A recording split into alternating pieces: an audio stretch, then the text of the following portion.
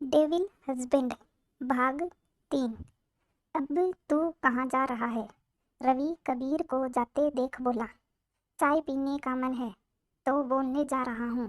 कबीर बोला, आती ही होगी चाय लेकर, मैंने बोल दिया था। रवि बोला और रूम की तरफ चला गया। कबीर वापस सोफे पर आकर बैठ गया। फाइनली फिर से मिलना होगा। मजे की बात तो यह है कि मुझे पहचानोगी भी नहीं। कबीर सोफे के नीचे टिक कर सामने दीवार को देख कर मन ही मन बोला, सर चाय। तभी उसके कानों में आवाज आई और साथ ही एक लड़की टेबल पर ट्रे रख कर सीधे होते हुए नजर आई। कबीर बस उसके चेहरे को ही देख रहा था। वही महर कबीर के इस तरह से देखने से असहज हो रही थी। थैंक्स महर, तुमने चाय बना दी। रवि वहां आते हुए महर से बोला और बैठ गया। महर भी बिना कुछ बोले वहां से चली गई। पर जाते जाते कबीर के चेहरे पर रहस्यमय अंदाज छोड़ गई। क्या बात है भाई, उसे ऐसे क्यों देख रहा था? रवि कप उठाते हुए बोला, बस ऐसे ही। कबीर भी कप उठाकर बोला और चाय पीने लगा। कमाल है यार, इस चाय में भी वैसे ही स्वाद है जैसा मम्मी बनाती थी। रवि सिप लेते हुए बोला। कबीर बस करके ही रह गया। दोनों फिर से बातें करने लगे। खाना बनकर तैयार है सर, लगा दूं क्या? महर बाहर आकर बोली। लगभग 7:30 हो चुके थे। नहीं, अभी तो भूख नहीं है हमें।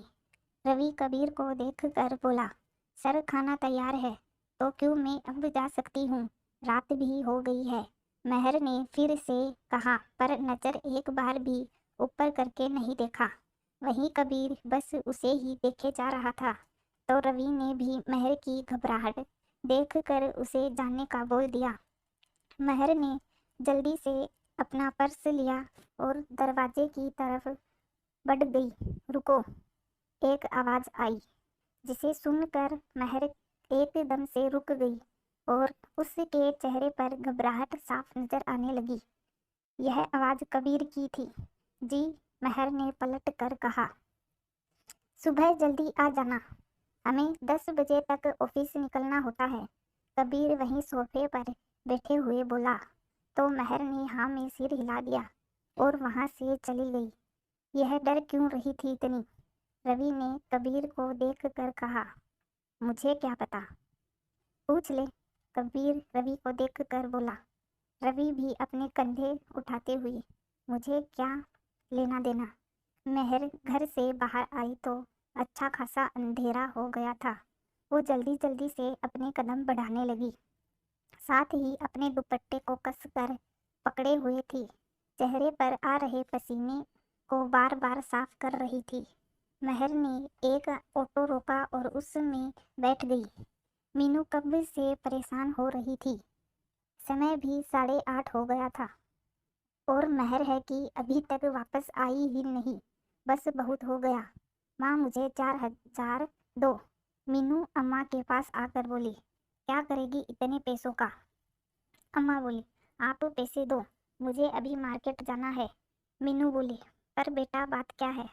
अम्मा अब उसके पास आकर बोली, महर ने के लिए फ़ोन लाना है, बाकी पैसे मैं बाद में दे दूंगी, बस समय आप मुझे पैसे दो। मीनू बोली तो अम्मा ने बिना कोई और बात किए पैसे ला कर दे दिए। इतने क्यों दे रही हो माँ? बस थोड़े दो, बाकी मैं कर लूँगी। मीनू बोली, अच्छा सालाना, और हाँ, यह उसी के पैसे हैं जिन्हें मैं बचा कर रख लेती थी, आगे काम भी तो आने है ना। अम्मा बोली तो मीनू उनके गले लग गई और अपनी स्कूटी लेकर मार्केट में चली गई। समय देख रही है क्या हो गया है? मीनू सामने खड़ी महर को देख कर बोली। हाँ यार, बहुत लेट हो गया है। वो क्या नया काम यहाँ मिला है जो जगह दूर है, ऊपर से रात ट्रैफिक, तू जानती ही है। महर अपना पर्स रखते हुए बोली। तुम्हें पता है मैं कितना डर गई थी। अब मैं तेरी एक नहीं सुनूंगी। चल यह रख अपने पास। मीनू महर को फ़ोन देते हुए बोली। इतना महंगा फ़ोन, तू पागल है क्या? महर हैरान होकर बोली। देख महर, इस बार तेरी एक नहीं चलेगी। तू जब भी काम पर जा रही होगी और आ रही होगी मुझे बताएगी। और हाँ, इसे हर वक्त अपने पास ही रखना। मीनू उसे फ़ोन देते हुए बोली।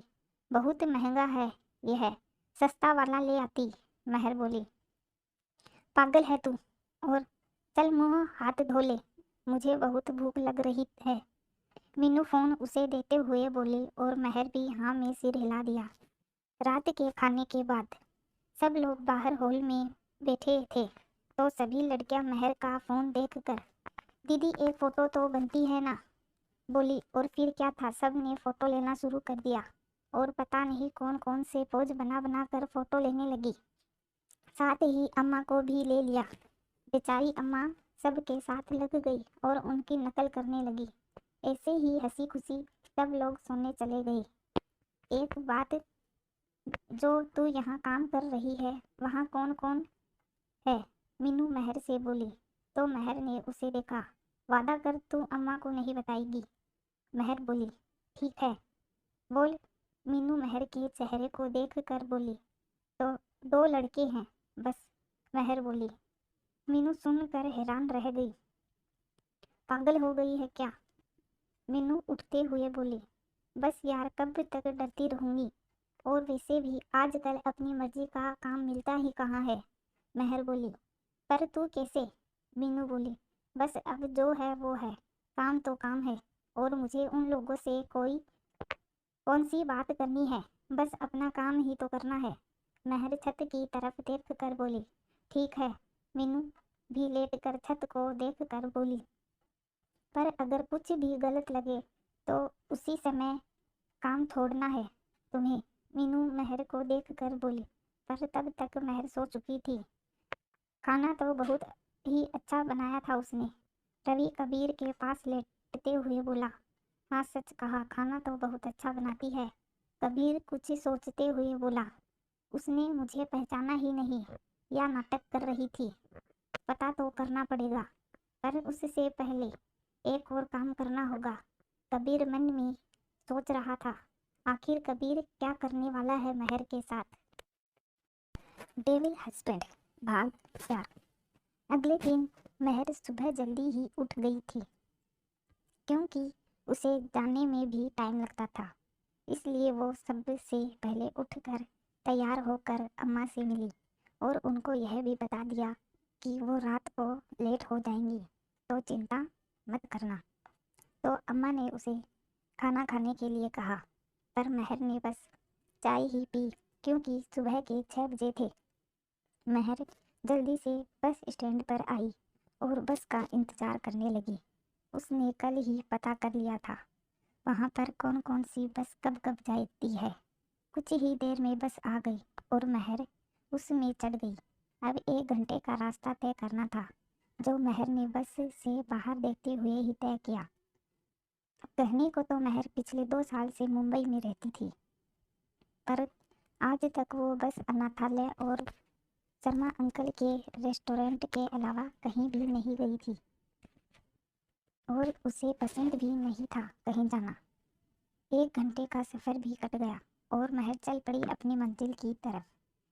फिर हॉल कबीर का घर है। 7 बजे के आसपास महर ने घर की बेल बजा दी। वहीं रवि तो अभी भी आराम से सो रहा था। कबीर पहले ही उठ गया था, वो अपने जिम में था, तो बेल सुनकर दरवाज़ा खोलने के लिए आया। महर सामने कबीर को देखकर घबरा गई, क्योंकि कबीर सिर्फ लोअर में था और एक्सरसाइज करने के कारण पसीने से तरबतर था। कबीर महर को देखकर तुम हो, बोल, और अंदर की तरफ चला गया। महर खुद को संभालते हुए अंदर आई और रसोई की तरफ जाने लगे। सुनो, मुझे गर्म पानी चाहिए, कबीर वहीं सोफे पर बैठकर महर से बोला। जी, बोलकर महर भी रसोई में चली गई और पहले तो खुद की घबराहट दूर करने के लिए पानी पिया। कुछ देर वैसे ही स्लैब से लगी रही, फिर जल्दी से चूल्हे पर बर्तन चढ़ाकर गर्म पानी करने लगी कि तभी कबीर वहां आ गया, जिसे महर ने देख लिया और चुपचाप पानी को गिलास में डालकर कबीर की तरफ कर दिया। कबीर ने भी गिलास उठाया और पीने लगा। साथ ही महर को देख रहा था। महर ने आज हरे रंग का अनारकली सूट पहन रखा था, जिसमें वह बहुत ही सुंदर लग रही थी। महर नजरें जमीन में गड़ाए खड़ी थी। उसमें हिम्मत भी नहीं हो रही थी कि वो सिर उठाकर देख ले। कबीर पानी का गिलास रखते हुए और महर को देखकर, आज पराठा बनाना आलू के, बोल कर चला गया। वहीं महर ने लंबी सांस ली। यह आदमी कपड़े नहीं पहन सकता क्या? वो बोली और काम करने लगी। वाह, तुम आ गई, रवि रसोई में आते हुए बोला। जी सर, महर ने कहा। चाय बना दो, बहुत भूख लग रही है। रवि महर को देख कर बोला। जी सर, अभी बनाती हूँ, महर बोली। तो रवि बाहर आकर सोफे पर बैठ गया। यहाँ कबीर पहले से ही बैठा हुआ था। क्या यार, तू सुबह सुबह उठ कैसे जाता है? मुझसे तो 8 बजे से पहले उठा ही नहीं जाता। रवि वहीं जम्हाई लेते हुए बोला। कल से उठा दूंगा, कबीर ने लैपटॉप में देखते हुए बोला। ना भाई, मुझे ना होता यह सब। फिर बोलते समय रवि ने दोनों हाथ जोड़ लिए। तो वहीं रवि कबीर बस अपने काम में ही लगा रहा। महर ने दोनों के लिए चाय बनाई और टेबल पर रख कर चली गई। चाय? रवि ने तो ऐसे चाय को देखा जैसे कोई अजूबा देख लिया हो। वहीं कबीर ने एक सरसरी सी नज़र महर को देखा। महर, क्या बनाया है आज?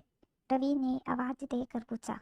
वो सर ने पराठे बनाने को कहा था, महर धीरे से बोली। मज़ा आ गया। तो ठीक है, तुम जल्दी से बनाओ, हम दोनों अभी तैयार होकर आते हैं, रवि बोला। वहीं महर सिर हिलाकर चली गई और रवि चाय के मज़े लेने लगा। यार बस करना, चाय पी ले, बहुत टेस्टी है, रवि कबीर से बोला। यार कुछ समझ नहीं आ रहा है, क्या करूं? ऊपर से ये देविका पता नहीं क्या चाह रही है मुझसे। अब कह रही है कि फैशन शो के बाद ही कॉन्ट्रैक्ट साइन करेगी। कबीर अपना लैपटॉप साइड रखते हुए बोला। ठीक है ना, तब तक तू अपना पूरा बेस्ट दे, रवि बोला। तो कबीर कुछ सोचते हुए, हाँ शायद तू सही कह रहा है, और चाय पीने लगा। बहुत टेस्टी है यह तो, रवि पराठे खाते हुए बोला। और कबीर भी चुपचाप खाने लगा।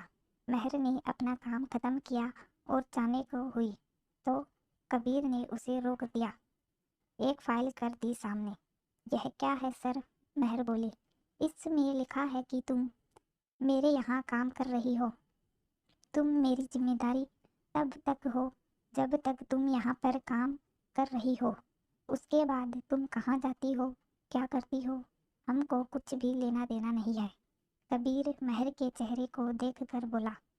वहीं महर कबीर की इस बात को सुनकर, ठीक है सर, लाइए, और जल्दी से उन पेपर पर साइन कर दिए। सर अब मैं जाती हूँ। बिल्कुल, कबीर बोला। तो महर जल्दी से चली गई। यह क्या था? रवि कबीर के पास आकर बोला। कुछ नहीं, कबीर उन पेपर्स को देखते हुए बोला। उसके चेहरे पर एक स्माइल थी, पर रवि को कुछ समझ में नहीं आया और वो बस कबीर को ही देखता रह गया। महर वापस से बस में बैठी थी। तुम बस तब तक हमारी जिम्मेदारी हो जब तक इस घर में हो। बाहर जाकर क्या करती हो उससे हमें कोई वास्ता नहीं है। कुछ बातें महर को सुन रही थी और उसके साथ ही कुछ पल उसकी आंखों के आगे से गुजर गए और साथ ही आंखों से 2 बूंद आंसू भी। आखिर क्या है महर के अतीत का राज? जानने के लिए मेरे साथ बने रहिए। FM लव स्टोरी मेरे चैनल को सब्सक्राइब करें। Thank you.